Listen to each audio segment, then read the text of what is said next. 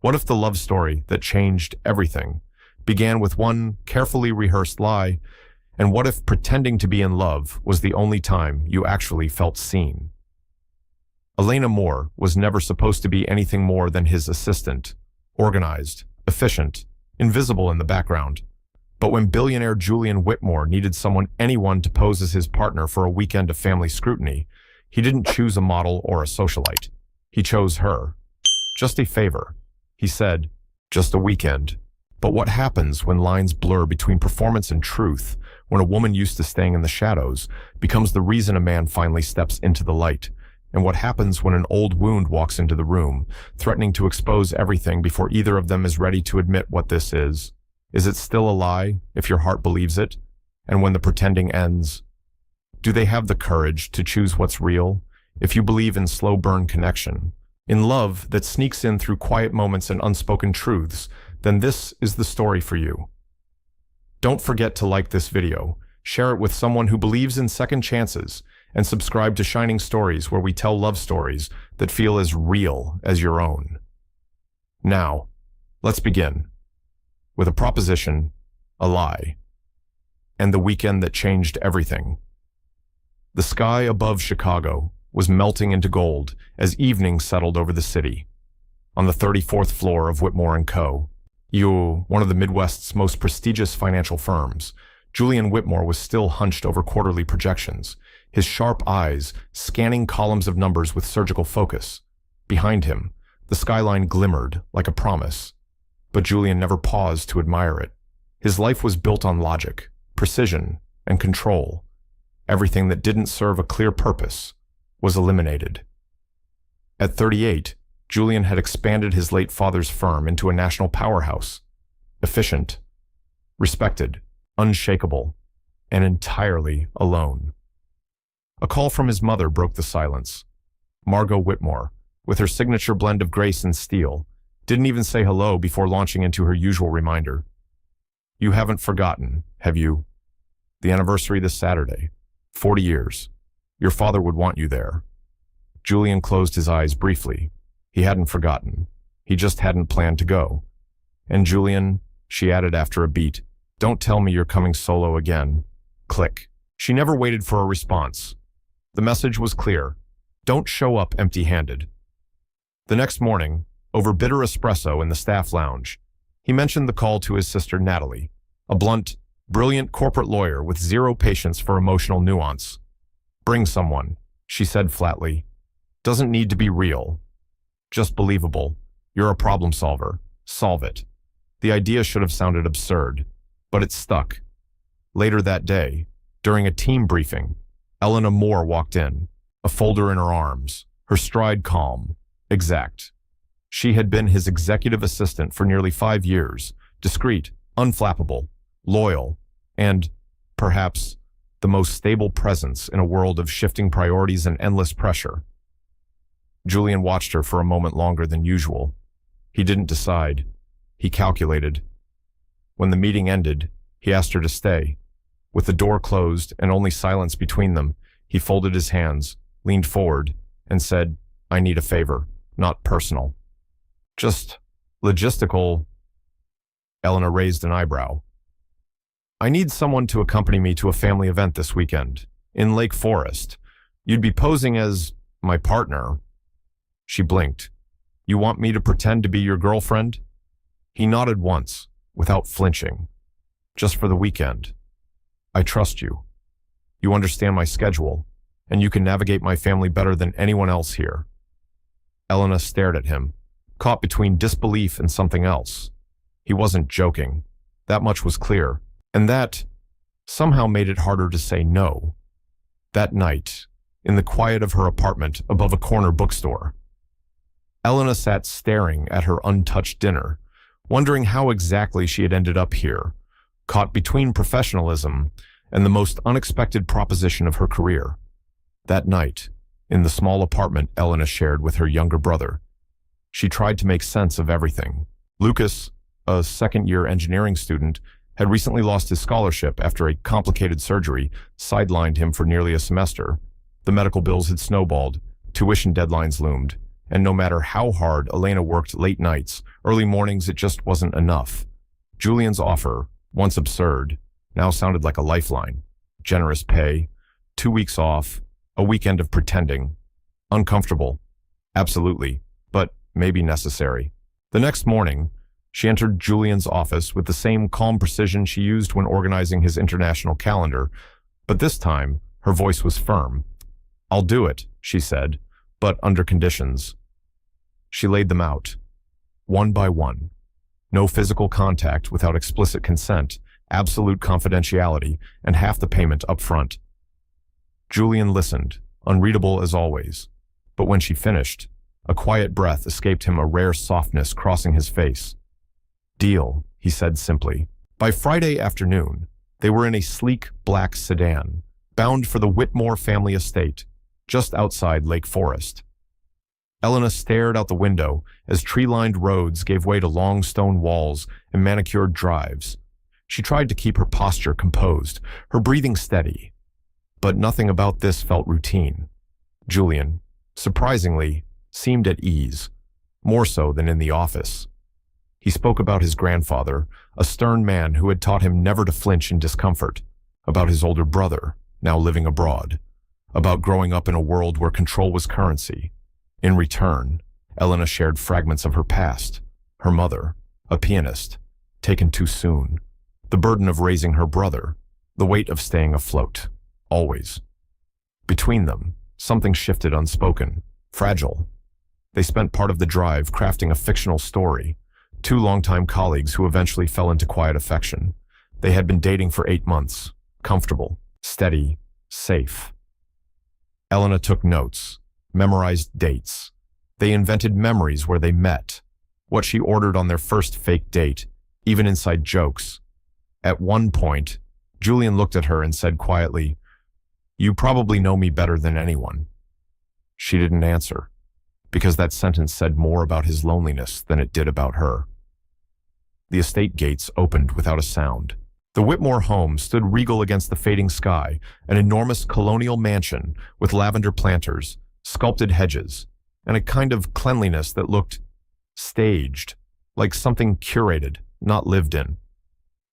Their car rolled to a stop in front of a grand marble staircase. A man in a crisp black suit was already waiting, his white gloves folded neatly. He opened the door without a word. Julian glanced at her, last chance to back out. Elena offered a faint smile. "We're already in too deep." As she stepped onto the pristine gravel, the weight of the weekend ahead settled on her shoulders. From one of the tall windows above, she could feel it. Someone was watching. The door swung open before they had a chance to knock. The curtain was rising, and their performance had just begun. A stately woman descended the steps with the grace of someone who had long mastered every room she entered. Her silver hair was pinned neatly, her pearls immaculate, and her gaze warm on the surface, but razor-sharp beneath, landed squarely on Julian. Vivian Whitmore opened her arms and embraced her son with practiced affection. "Finally," she said, then turned to the woman standing beside him. Her smile didn't quite reach her eyes. "And this must be your guest." Without missing a beat, Julian placed a hand lightly at Elena's waist. "Mother, this is Elena Moore, my girlfriend." The word hung there, not tentative, but firm, chosen carefully, delivered deliberately. Vivian extended a hand. Her grip was cool and confident. "Welcome, dear." Elena accepted it with composure. "Thank you. It's lovely to meet you." From that moment, she knew every word, every glance, every movement would be weighed, and likely recorded. They stepped inside. The main hall opened into a grand expanse-arched ceilings, a glittering chandelier suspended above polished oak floors, and a sweeping staircase that curved upward like something out of a period film. Oil portraits lined the walls. Solemn ancestors in stiff collars stared down as if to ask, "Who is she?" at the end of the corridor. Voices drifted from the sitting room, inside. Reginald Whitmore stood tall, his silver hair combed precisely, his presence both elegant and unnerving, the family patriarch. He offered Julian a firm handshake, then turned his gaze to Elena. "Welcome," She smiled lightly, keeping her tone neutral. Thank you. Your home is breathtaking, safe, polished, non-committal. The kind of response you could offer anyone anywhere. Then, in a sudden burst of color and warmth, Julian's sister, Lena, entered the room, blonde, animated, and entirely unfiltered. She pulled Julian into a hug before turning to Elena with a grin. It's about time someone pried him away from spreadsheets. Elena chuckled. It wasn't easy. I believe that. Lena laughed. You deserve a medal. For a moment, Elena let herself exhale until another presence shifted the room's energy. Anderson Whitmore, Julian's older brother, walked in with his wife Vanessa, whose expression was all perfect posture and raised eyebrows. So, Anderson began, how long have you two been together? 8 months, Julian answered smoothly. Elena nodded along, silent but steady. Vanessa tilted her head. Interesting. We've never heard of you. We kept things quiet at first, Elena said gently. We wanted to be sure before introducing family. Anderson sank back into the leather chair, his eyes narrowing. Discretion's not always wisdom. Sometimes it's just camouflage. Julian's tone dropped an octave, still calm, but firmer. Elena values privacy. It's one of the reasons I trust her. Before the moment could stretch any tighter, Vivian reappeared holding a drink. Dinner in 30, she announced, with a smile that was somehow both gracious and commanding. Julian turned to Elena. Come on, I'll show you the room. They climbed the sweeping staircase in silence, every step echoing off marble and old money. At the top, Vivian's voice followed them.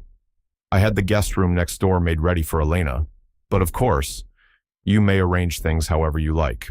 Julian didn't hesitate. That won't be necessary. She's staying with me. Elena didn't flinch, but she could feel Vivian's gaze behind them like a second skin. Inside the bedroom, Julian locked the door, leaned against it, and exhaled.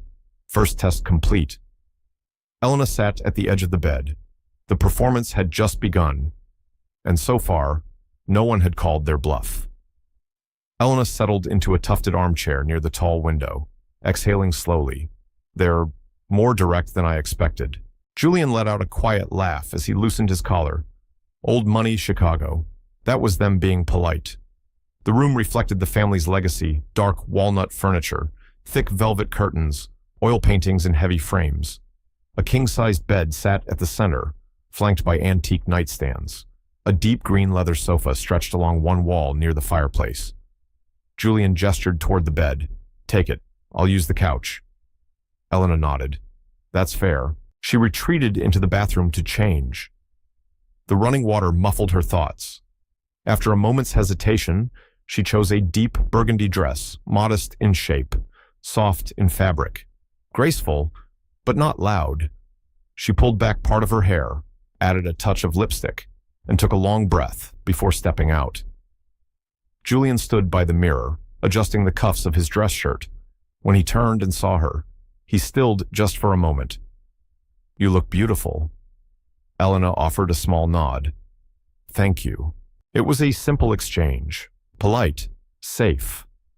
But there was a pause, fleeting and unspoken, where his gaze lingered just a second too long. She noticed. She didn't comment. She picked up her clutch. Shall we?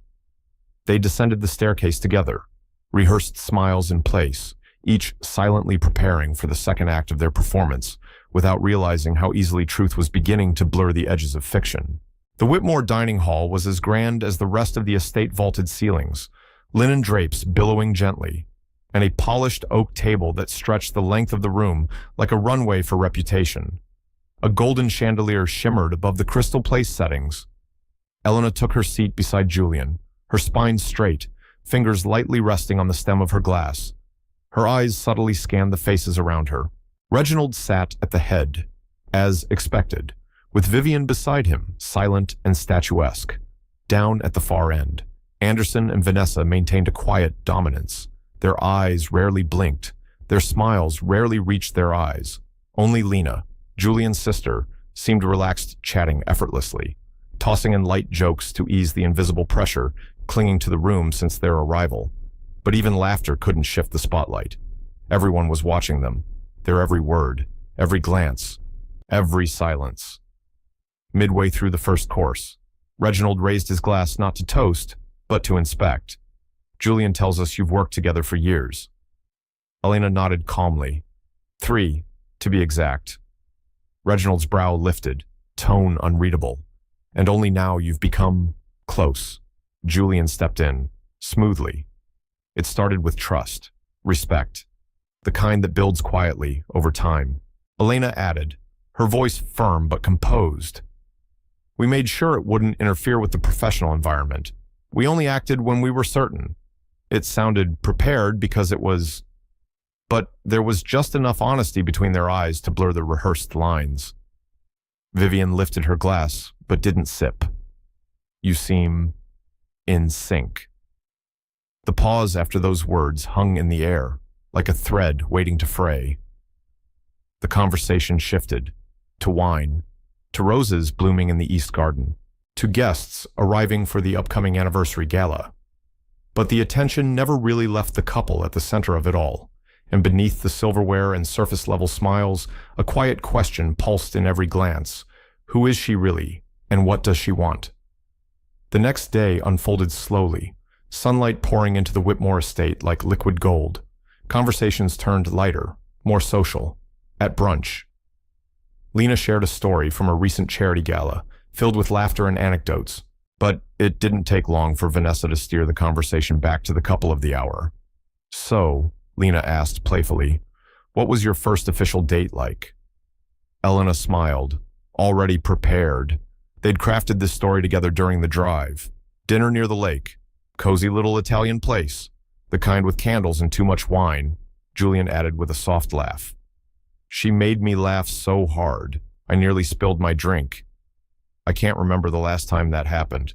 The tone was easy, natural. The smiles around the table softened, at least for the moment. But tension had a way of circling back.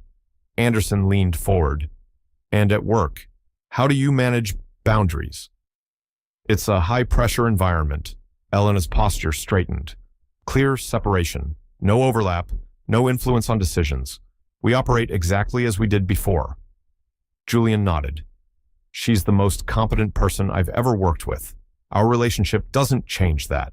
Vanessa tapped her spoon gently against her glass. Still, workplace romances rarely end well. Just being honest. Elena kept her tone calm but firm. We're not a typical couple. That makes all the difference. Her delivery was measured, steady. The way someone speaks when they've been underestimated before. Across the table, Lena hid a smile behind her wine glass. Reginald hadn't said a word, but his eyes never left Elena, measuring, noting, as if calculating risks on a balance sheet. As dessert plates were cleared, Julian surprised her. He began sharing details about her things she didn't realize he noticed. She always orders black coffee but never finishes it, taps her pen twice before she signs anything. And don't even think about rearranging her desk drawer, she'll know. Elena glanced at him, caught off guard. You pay attention. Hard not to. For a moment, everything paused, not with tension, but something softer. Lena sighed dramatically. You know what this looks like? A married couple in denial? Laughter followed, light and unexpected. Even Reginald allowed himself a small smile. Vanessa simply sipped her drink, silent. Vivian finished her wine, her expression unreadable. The lightness lasted only moments. Later, as talk shifted to the following evening's celebration, Reginald addressed the room without looking directly at Elena. Tomorrow will be significant. I trust everyone will rise to the occasion. It sounded less like encouragement and more like a challenge. That evening, the family moved to the lounge, dim lighting, quiet jazz, a fire crackling gently. Julian and Elena walked together toward the couches when Anderson stepped into their path. Convincing story, he said, but even the best ones crack under pressure. Elena met his gaze head on. Then we'll be ready. Anderson didn't reply. He nodded slightly, then turned away. Elena sat beside Julian, her eyes wandering across the room, the leather-bound books, the glint of old glassware, the glances subtle, layered. She was no longer just a woman playing a role in someone else's life. She was being studied, tested, and maybe seen. Morning came with pale light seeping through heavy curtains. Elena sat up slowly, tension still coiled in her shoulders. Julian was gone, and somehow, that absence felt heavier than she expected. The leather couch on the far side of the room looked undisturbed. Not a crease, not a pillow out of place. Elena blinked, unsure if Julian had even laid down at all. Maybe he'd woken before dawn, or maybe he was simply the kind of man who vanished into the quiet before the world caught up. She wrapped a light cardigan over her nightgown and opened the balcony door. Outside, the garden glistened beneath the morning sun. Dew shimmered on every blade of grass, and the towering trees of Lake Forest filtered golden light onto the stone terrace below.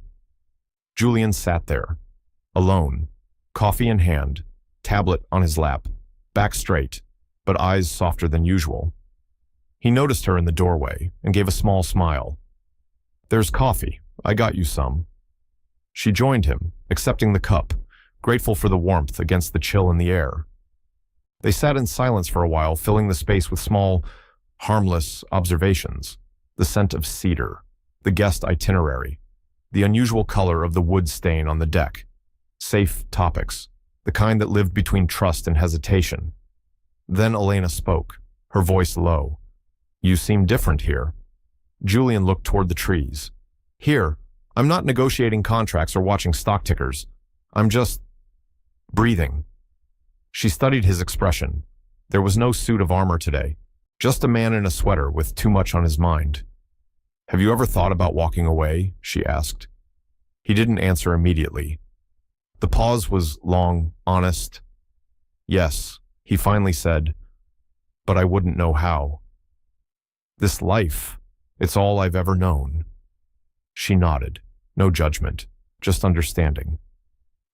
It was a rare moment Julian Whitmore, usually calculated to the second, now admitting there were corners of his life even he hadn't mapped. A soft knock broke the silence. Vivian appeared, already dressed for the day, her shawl draped perfectly, not a hair out of place. "We're going for a short walk. Reginald wants to show the vineyard paths." Julian nodded. "We'll join you." Once she left, he turned to Elena. "She's watching, always. She'll build an entire narrative from the way we stand or the space between us." Elena finished her coffee, unfazed. She already has a story in her head. She's just waiting for the ending she wants. The walk, surprisingly, was pleasant. Reginald took the lead, playing the role of proud storyteller, sharing tales from decades past, as though he were guiding a museum tour of his own life. Julian stayed beside Elena the entire time, quietly attentive. When the path grew uneven, he offered his arm. When the group scattered to admire a grove of hydrangeas, he led her down a side trail. It opened into a clearing, shaded by a massive oak. At its base sat an old wooden bench, weathered but strong. Julian pointed to the tree trunk. "My father started this tradition when he married my mother. Every year, he comes back here and carves a heart with their initials." Elena stepped closer, running her fingers over the rough bark. Dozens of hearts, some fresh, some faded into time. "They still do it." He nodded. "Tonight will be the 41st. She traced one of the carvings. Quietly. "And do you believe in that kind of love?" The air held the question between them. Julian exhaled, not quite answering. "I used to think it was a bit much. But it's hard not to rethink things when you see something that lasts 4 decades. Elena kept her eyes on the old oak trunk. "You speak about them with such respect, even though you seem nothing like them." Julian gave a soft laugh, low and honest. Maybe that's exactly why. As they made their way back toward the house, Elena walked in silence, caught between the story they had rehearsed and the reality slowly forming between them. What began as structured fiction now felt less defined. The glances, the pauses, the little gestures, they weren't part of the plan anymore. They were something else, something real. Julian, once a fortress of logic and distance at the office, now showed her cracks, memories, uncertainties, softness she'd never expected. Halfway up the stairs, Lena appeared in the hallway and gently stopped Elena with a hand on her arm. Want some advice? Elena nodded. Don't underestimate my mother. She plays polite better than anyone I've ever met, but nothing gets past her. Not one word, not one inconsistency. Her voice lowered. If you want to survive this, stay consistent, all the time. Elena thanked her, then continued in silence. She didn't need to ask what survive meant. She already knew. By lunch, Julian was waiting in the foyer, posture relaxed, hands tucked casually into his pockets. The tension from the previous night had softened into something quieter, something like trust. When Elena appeared, he stepped forward and gently adjusted her necklace. It was a little off, he said simply. It was an ordinary act, barely a moment, but intimate, automatic. Vivian, passing by in an elegant shawl, paused just long enough to make it clear she noticed. Elena's breath hitched. That wasn't rehearsed. But somehow, it said more than any line they'd practiced. The rest of the afternoon unfolded in soft crescendo. Musicians rehearsed in corners. Staff moved swiftly, aligning candles, checking lighting, straightening every napkin. The grand ballroom filled with warm hues of cream and moss. Rows of chairs were placed with near-military precision. The celebration would be more than a tribute to 40 years of marriage. It would be a stage, a test. And Elena knew she would be in the spotlight, whether she liked it or not. Upstairs, in the bedroom's soft lamplight, Elena stood before a full-length mirror. She wore a flowing black gown with a gentle neckline, elegant, timeless. Her hair fell in soft waves, and the pearl necklace Lena had lent her rested delicately at her collarbone. She applied a muted rose lipstick, took a breath, then another. She wasn't sure where Elena Moore ended, and where the woman in the mirror began. A knock at the door. Julian entered, dressed in a charcoal suit, burgundy tie, hair styled to perfection. For a moment, he didn't speak. Then, simply, "You look stunning." She met his gaze, smiled gently, and whispered back, "Thank you." He offered his arm. Ready. She paused, just long enough to feel the shift, then took it. They descended the grand staircase together. Each step echoed louder, each glance from below sharper. Vivian stood waiting in a silver gown, her poise absolute, her smile as perfectly measured as everything else in the room. As they reached the final marble step, Vivian moved toward them, smiling. But behind that smile was calculation. "You two look radiant." Vivian's smile was graceful, calculated. "The guests will adore you." And just like that, the introductions began. Elena found herself moving from one handshake to another, old friends of the Whitmores, corporate allies, distant cousins with familiar last names and unreadable eyes. Julian's hand never left her waist. He guided her with ease, leaning in occasionally with a soft remark meant only for her. "That one owns half the West Loop. Avoid the woman in green, she collects secrets like souvenirs." Elena smiled, nodded, replied with poise. But beneath the surface, she could feel the layers of the performance stretching thinner by the minute. Then came the remark.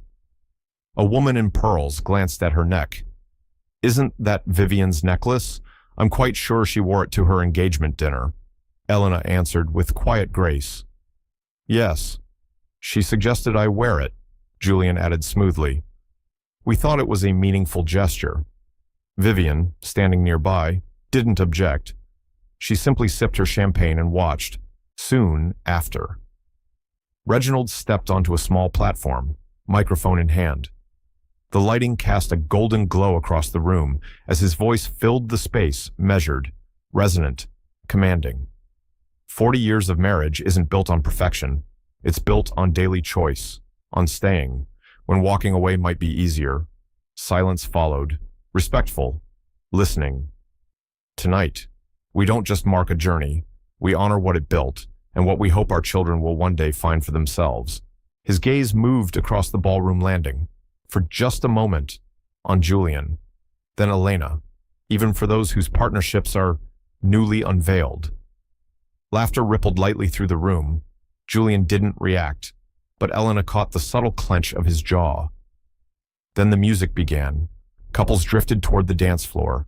Eleanor and Reginald led the waltz, gliding with the practiced rhythm of a bond well-worn and well-kept. Elena watched from the edge of the room until Julian appeared. "Care to dance?"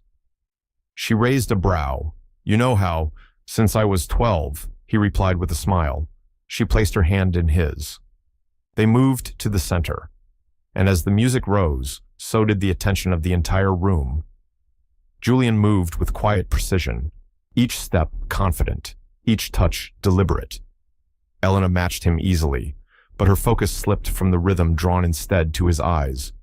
There, in the swirl of candlelight and cello, there was no script, no audience, just them. When the final note faded, they were closer than choreography required. "Breathless," she whispered. "Everyone's watching." He leaned in. "I know." His forehead nearly brushed hers, then interrupted. A waiter passed with a silver tray. Elena stepped back, took a glass, and retreated to the edge of the room. Her heart didn't retreat with her. Julian stood there for a beat, then turned to greet another couple. Alone for a moment. Elena tried to steady herself. It was supposed to be a performance, she reminded herself. Just a weekend, but every look, every word, every unplanned gesture was pulling her further from the script. And she was beginning to wonder, could she still find her way back? The evening unfolded with elegance music from a string quartet, soft clinks of porcelain, the scent of roses and espresso in the air. But across the room, as she stood beneath the chandelier's glow, Elena didn't feel like an assistant anymore. She felt like something else entirely, something that terrified her far more than the lies ever had. Near the grand windows, her champagne barely touched, Elena stood quietly, watching Julian across the room. He was speaking with two older gentlemen by the fireplace, his expression animated, confident. But she barely heard the conversation, because whatever this weekend had started as, it wasn't that anymore. The lines had blurred, the performance had changed, and before she could gather her thoughts, a shift at the entrance drew her eye. A man entered tailored suit, effortless posture, and a smile that knew exactly where it belonged. Her breath caught. Heath Caldwell. There was no mistaking him. That crooked grin, that sharp, calculating gaze, the kind of presence that made everyone look twice and not always for the right reasons. Elena's hands tensed. The very chapter of her past she'd tried to leave sealed had just walked into the Whitmore estate. He saw her almost instantly, and his smile widened, not warm, not cruel, just knowing, like he still owned a piece of the past she'd tried to forget. Julian, catching the subtle change in her expression, followed her gaze. As Heath approached, his voice came smooth, casual. "Elena Moore." "Now, this is a surprise." She forced composure into her tone. "Heath, what are you doing here?" He gave a nonchalant glance around. "Friend of Julian's cousin invited me. Didn't expect to find such charming company in attendance." His gaze flicked to Julian. "You must be Julian Whitmore. I've heard quite a bit." Julian extended a hand without flinching. "And you are Heath Caldwell. Elena and I used to work together." His tone was friendly, too friendly, the kind that wrapped danger in politeness. Elena crossed her arms lightly. It was brief. He chuckled. "Perspective is everything. Isn't it game on?" Julian kept a calm exterior. Pleasure. Elena was always intense, committed. Good to see her doing well. The air around them tightened. A few guests nearby started glancing over. Julian offered a firm nod. "If you'll excuse us, we should circulate." Heath smiled. Of course, just couldn't miss saying hello to an old friend. And with that, he disappeared into the crowd. Elena exhaled. Finally, Julian looked at her. "Ex." She nodded. "We worked together, dated, briefly. It ended badly." Julian stepped closer, lowered his voice. "Want to leave?" She shook her head. "No, I won't let him ruin this." They returned to the ballroom, but something had shifted. The curiosity in the room had evolved into calculation, speculation. Vivian saw it. She intercepted them in the hallway, her voice pleasant, but her eyes sharp. That gentleman, he seemed to know you well. Everything all right, Elena. Elena straightened her spine. We had a history. I didn't know he'd be here. Vivian tilted her head. I see. Just keep your focus. Tonight matters to all of us. Then she walked on, not waiting for a reply. Later, Julian led Elena through a side corridor. The east wing was quiet, dimly lit. She leaned back against the wood-paneled wall, closing her eyes. Do you think anyone will figure it out? Julian stood beside her, his voice low. I think Heath came here with a plan. She sighed. You don't know what he's capable of. When we ended things, he twisted everything, manipulated people. It nearly cost me my job, my reputation. She trailed off, the past pressing too close, and neither of them realized. Heath hadn't left the ballroom. He was watching, and he was just getting started. He twisted everything, Elena said softly. Told stories at the office. I had to leave. Start over. Julian studied her. Really studied her for the first time. Perhaps not as his assistant, not as his pretend partner, but as someone who had survived something messy and real. You never told me. She shrugged lightly. Because it doesn't define me. No, he said, stepping closer. But it explains why you keep your distance. Their eyes met. I'm not great at closeness, she admitted. That's why our arrangement felt safer. Julian didn't look away. Does it still feel that way? Elena didn't answer. She didn't need to. He reached for her hand, not in performance, not in front of anyone. They were alone. No audience, no expectations. His hand was warm, solid, no pressure, just presence. She didn't pull away. Their fingers stayed locked. Are you still playing a role? Julian. He shook his head slowly. I haven't been, for a while. Elena exhaled, deeply, like releasing something she didn't even realize she'd been holding. Me neither. What followed wasn't dramatic. No kiss, no declaration, no sudden decision. Just two people, finally still, close enough to feel the truth forming, but not quite ready to step past the line. The air inside the estate had shifted, not with announcement or scandal, but with looks. The way conversations stopped mid-sentence when Elena or Julian passed. The new tone when their names were whispered over coffee or champagne. Heath hadn't caused a scene. He didn't have to. His presence had planted seeds, questions, doubts, tension. The next morning, brunch was served in the garden. White linens, silver teapots. Sunshine filtered through the trellis overhead. Elena stepped into the space and immediately sensed it. Polite smiles, lingering handshakes, eyes that didn't quite settle. Lena tried to ease the air, pulling her aside to chat about floral arrangements, but even that didn't last long. Did Heath say something I should know? Lena asked, lowering her voice. Elena looked her straight in the eye. He did what he always does. Stirred the pot, left others to doubt. Across the garden, Julian was standing with Reginald and Vivian. He was calm, but she could see the tightness in his shoulders. He felt it too. When their eyes met, they exchanged the smallest nod, a silent pact. They were about to walk into the next round. Minutes later, Vivian asked them to join her in the library. The room smelled like cedar and ink. Books lined the walls, leather-bound, immaculate. Reginald was already seated. Anderson joined moments after. It felt less like a conversation, and more like a board meeting. Vivian didn't bother with pretense. We believe it's time for some clarity. Elena stood, hands folded, calm, ready. Julian spoke first. If this is about Heath, he's part of her past. And that past has nothing to do with any of you. Anderson cut in. It's not about the ex. It's about the fact that he told us more about your relationship than either of you have. A flush rose in Elena's cheeks, but she kept her posture. We didn't realize we needed approval. Vivian crossed her legs slowly. It's not approval we want. It's transparency. her gaze fixed on Elena. Anyone stepping into this family, even temporarily, deserves to know what they're stepping into. The words hung in the room like fog. And for the first time, Elena realized this wasn't about trust. It was about control, and she would have to choose, soon, whether to keep playing along or start claiming her own story. Reginald spoke next, his voice even, but edged with weight.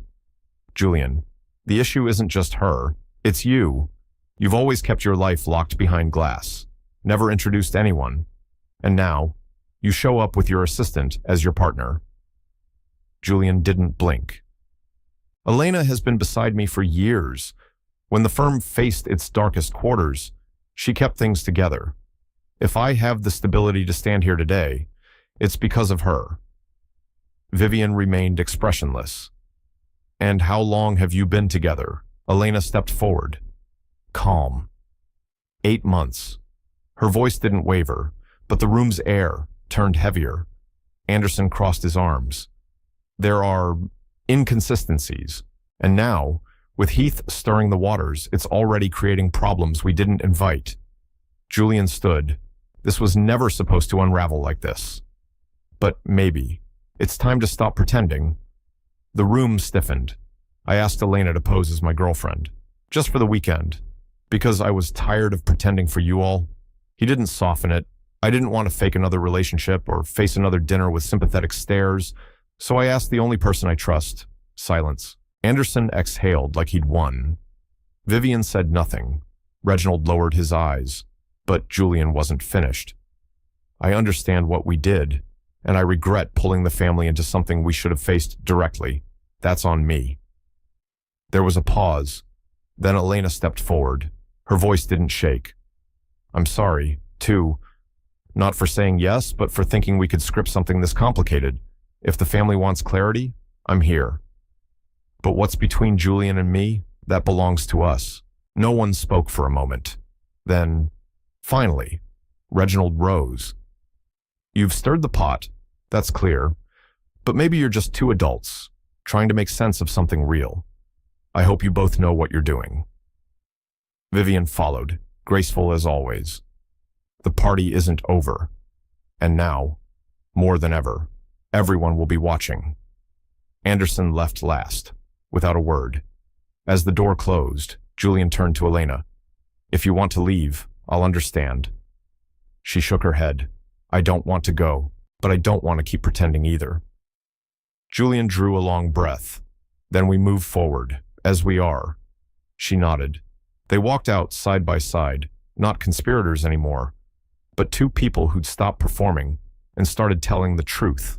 That evening, under a crystal sky, the estate still pulsed with quiet conversations and half-empty champagne flutes. Elena and Julian mingled, polite but distant, no longer selling a story.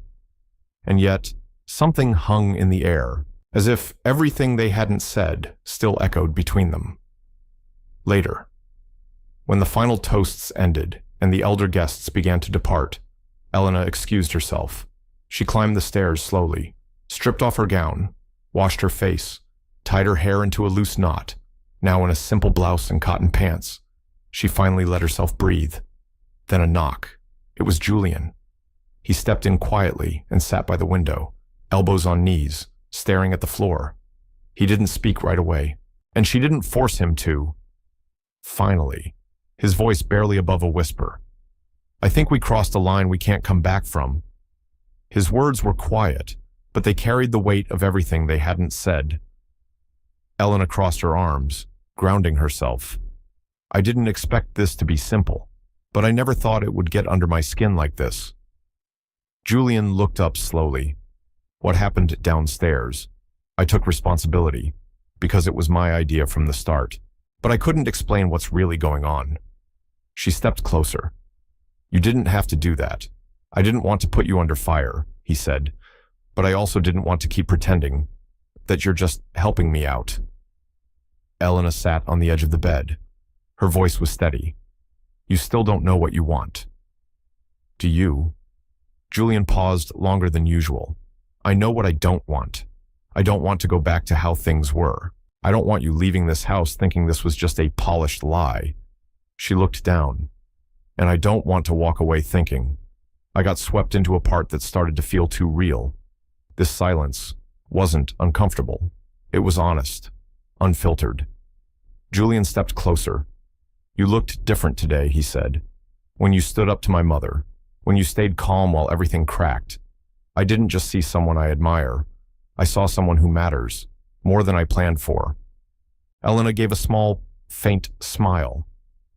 You've always been good with words, but that's not enough, is it? He stopped in front of her. What do you need? Her eyes didn't waver. Honesty. No scripts. If this breaks, let it break for the right reasons. And if it stands, we have to know what we're building. Julian extended his hand, quiet but steady. Do you want to try? She reached for it.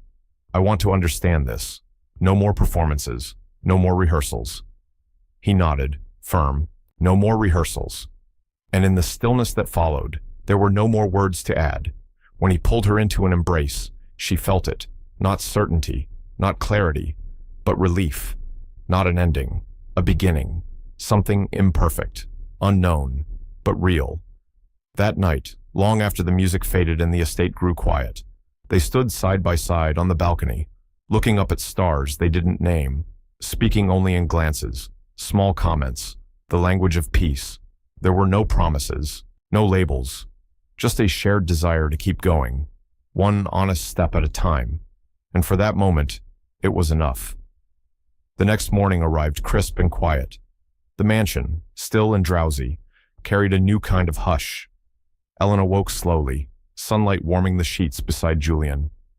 There was no longer any confusion about how she felt, but there was still the natural uncertainty about where it all might lead. She wrapped herself in a robe and stepped into the hallway. Down in the private lounge, Julian was already up reading something on his tablet, coffee beside him. He looked up and smiled, gentle, familiar now. Good morning. Elena nodded, voice soft. Morning. He stood, set the device aside. There's coffee in the kitchen. Lena came by earlier, Julian said, setting 2 mugs on the counter.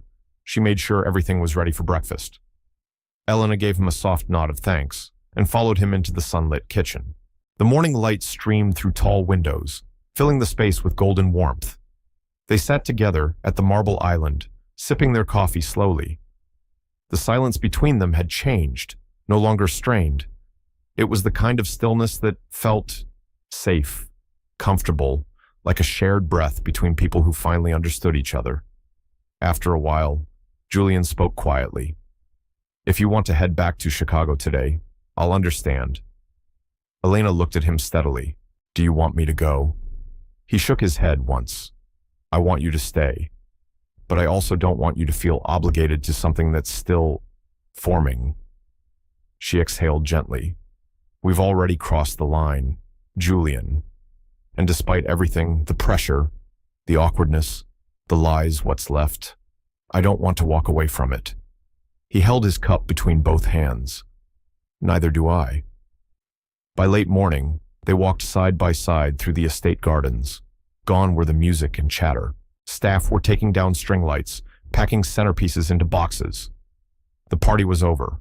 The masks had been set down. Now it was just the aftermath. They stopped beneath the same oak tree from earlier, the one with hearts etched deep into its bark. Elena traced one of the oldest carvings with her fingertips. It doesn't matter how long it's been. What matters is what you build, and whether it lasts. Julian looked at her. Are you saying we still could? She turned to face him. I'm saying we're standing at the beginning, and what happens next, that depends on how brave we're willing to be. That afternoon, Lena found them with 2 envelopes in hand. Quick gathering in the East Wing. Just a few foundation supporters and board members. Word's already spread. They want to see you both. Elena's stomach tightened for a moment, but she steadied herself. This wasn't unfamiliar anymore. She knew who she was. Inside the East Wing sitting room, Vivian, Lena, and 2 family advisors were already seated. Vivian didn't waste time. Let's be clear. We all know why we're here. What I want to hear is how you intend to address the consequences. Julian didn't flinch. together. What happened between us is private. We'll manage it with integrity without bringing drama into the company or the family. Elena added calmly, I'm willing to take full responsibility for my choices, but I'd prefer that any personal matters remain personal. Vivian held her gaze, then gave a brief nod. As long as there's honesty and discretion, there's no need for further involvement. No anger, no lectures, just a reminder they would be watched. As they stepped back into the hallway, Elena turned to Julian. Have you ever felt this exposed? He smiled faintly. Never. You not once, she said with a laugh. But maybe that's what we needed to stop running. That night, they returned to the suite balcony. The stars were out. The wind was soft. Julian brewed 2 mugs of tea and handed one to her. They sat close. Her head found his shoulder. When this started, I had no idea where we'd end up, she whispered. He kissed the top of her head gently. Neither did I. But this is exactly where I want to be. And in the hush of that moment, there were no strategies, no performance, no need to explain. Just 2 people learning how to love one another, one quiet evening at a time. The next morning arrived bright and calm. The Whitmore estate returned to its usual rhythm staff, moving with practiced grace, the air crisp with early autumn. Julian and Elena shared breakfast in the sunlit conservatory. No tension, no weight, just 2 people finding comfort in the quiet. They talked softly about returning to Chicago, about the company, about whatever this thing between them was becoming. Elena reached across the table and touched his hand. Let's take it slow, she said, but let's keep moving forward. Julian nodded. I'm not asking for anything more than time, just more of this, more of you, beyond the office, beyond the roles. She smiled gently. Before they left, Lena met them near the front steps. For what it's worth, she said, her voice warm, you two, you make sense. I don't know what the future looks like, but I saw something real. Elena hugged her tightly. Thank you. On the ride back to the city, they sat close in the back seat, fingers intertwined, conversation light, glances lingering. When the car stopped in front of her building, Julian moved to open his door too. May I come up? Elena hesitated just for a second, then nodded. You can, in her apartment. She placed her bag on the couch and moved to the kitchen. Julian watched her quietly, as if seeing something entirely new. She returned with 2 mugs of coffee, handing him one. He set it aside and gently pulled her closer. I've been thinking about how this started. He said, a performance. But somehow, it became the truest thing I've ever known. Elena sat beside him, their knees touching. Then let's treat it that way. Let's protect it. Let it grow. Slowly. Honestly. Julian nodded. We owe that to both of us. In the weeks that followed, life returned to a steady hum. Elena joined Whitmore Capital in a new role leading special projects, with space to define her own path. At the office, things were kept discreet, as promised, but beyond the office walls, something new was unfolding. Late dinners, cups of tea on her balcony, quiet Sunday mornings with Ben, her younger brother, now smiling more often with Julian around. They didn't rush. There were no sweeping declarations, no dramatic milestones, just presence, notes on the kitchen counter, a text in the middle of a busy day, a look across a room that said everything. Lena made sure to invite them often. Vivian, though distant, began to acknowledge Elena's place with a quiet grace that spoke louder than any words. Gradually, Elena became not just part of Julian's life, but a thread woven into the very fabric of it. And when they spent the night together, there was no performance left, just closeness, familiar, safe, real. Her laughter in the morning, his forehead pressed to hers before leaving. The kind of intimacy that didn't need grand gestures, only sincerity, because their love didn't begin in the usual way. It grew in the pauses, in the patience, in the choice to stay day after day. And at the end of each day, when Elena rested her head on Julian's shoulder, there were no roles left to play, no doubts, no echoes of the past, just the present, the one they chose to live together. Sometimes, love doesn't arrive with fireworks or grand declarations. Sometimes, it begins with a favor, a quiet agreement, a moment of pretending. But what if that pretending opens the door to something real, something honest, something that feels like home? Julian and Elena didn't plan on falling for each other, but maybe that's the kind of love that lasts, the kind that grows in the quiet, in the truth, in the space between two people who finally stop running. So, if you've ever wondered whether love can begin in the most unexpected way, maybe this story gave you an answer. If it touched your heart, please give this video a like, share it with someone who still believes in quiet magic, and don't forget to subscribe for more stories that remind us. Love doesn't always shout, sometimes it whispers. Thank you for watching, and until next time, keep believing in the beautiful, unexpected.